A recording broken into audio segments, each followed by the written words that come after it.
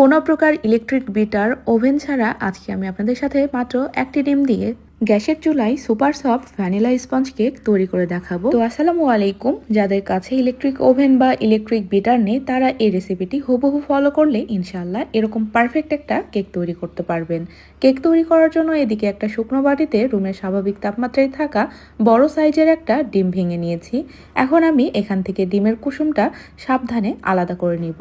ডিমের সাদা অংশ থেকে কুসুম আলাদা করার সময় অবশ্যই লক্ষ্য রাখবেন ডিমের সাদা অংশে যেন এক ফোঁটাও কুসুম না পড়ে। যদি এক ফোঁটা কুসুম পড়ে যায় সেক্ষেত্রে এই ডিমের সাদা অংশটা দিয়ে ভালোভাবে ফোম তৈরি করা যাবে না। এই ধরনের হ্যান্ড উইক্সগুলো কম বেশি সবার বাসাতেই অ্যাভেলেবেল থাকে। তো এই রকম হ্যান্ড উইক্স থাকলেই আপনারা খুব সুন্দরভাবে এই কেকটা তৈরি করে নিতে পারবেন। প্রথমে চিনি বাদে ডিমের এই সাদা অংশটাকে একটু ফেনা ফেনা করে ফেটিয়ে নিচ্ছি। প্রথমে চিনিটা অ্যাড করছি না, প্রথমে একটু ফেনা করে নিচ্ছি। এতে করে দেখা যাবে পরবর্তীতে যখন আমরা চিনিটা দিয়ে ফেটাবো তখন এয়ার বাবলস ক্রিয়েট হওয়ার সম্ভাবনা থাকবে না।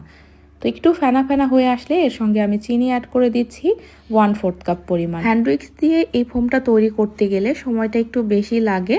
তো আপনারা হাত ঘোরাবেন যেভাবে তার উপর নির্ভর করেই সময়টা কম বেশি লাগবে। তবে একটা কথা বলি, এখানে দেখুন যে আমি একটা ডিম নিয়েছি, তার জন্য বাটির সাইজটাও নিয়েছি ছোট, অর্থাৎ ডিপ সাইজের একটা বাটি নিয়েছি। তো অনেকেই দেখা যায় যে অল্প ডিম অনেক বড় একটা বাটিতে ফেটাতে যান, সেক্ষেত্রে দেখা যায় ফোমটা দ্রুত হতে চায় না, পরে পানি ছেড়ে দেয়, মানে বিভিন্ন সমস্যা হয়। তো এরকম ডিপ সাইজের ছোট বাটিগুলো নেবেন, নিয়ে আপনারা ফেটাতে থাকবেন, দেখবেন খুব দ্রুতই হয়ে যাবে, হাতেও অত বেশি প্রেশার ক্রিয়েট হবে না। দেখুন আমি বাটিটা একটু সাইডে কাত করে নিয়ে দেন আমি খুব ভালোভাবে ফেটিয়ে নিচ্ছি। আর এটা সময় সাপেক্ষ, হ্যান্ড উইক্স দিয়েও পারফেক্ট কেক তৈরি করা যায় বা এই ফোমটা তৈরি করা যায়, কিন্তু হাত ব্যথা হয়ে যায়, এটা সত্যি কথা। তো ধৈর্য নিয়ে একটু সময় নিয়ে ফেটাতে হবে। তো আমি মানে অনবরত এইভাবেই ফেটিয়ে নিচ্ছিলাম, মাঝে মাঝে একটু রেস্ট নিচ্ছিলাম কারণ হাত ব্যথা হয়ে যায়। আবার মাঝে মাঝে আমি হাতের তালুতে ওই যে হ্যান্ড উইক্সের যে হ্যান্ডেলটা থাকে ওইটা নিয়ে মাথা যেভাবে আমরা ঘাঁটি ঠিক সেভাবেও কিন্তু আমি ঘেটে ঘেটে ফেটিয়ে নিচ্ছিলাম। তো মোট কথা হচ্ছে আপনাদের যেভাবে সুবিধা হয় এটা ফেটিয়ে নিতে ঠিক সেভাবেই আপনারা ফেটিয়ে নেবেন, কিন্তু সময়টা বেশি লাগবে।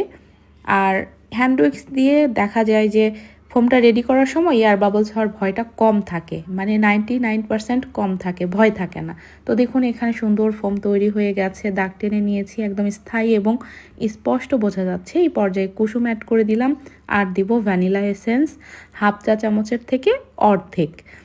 আর এই পর্যায়ে আপনারা 1/2 টেবিল চামচ পরিমাণ সয়াবিন তেল দিতে পারেন। তো আমি যেহেতু তেল ব্যবহার করি না ওই জন্য তেলটা দিলাম না।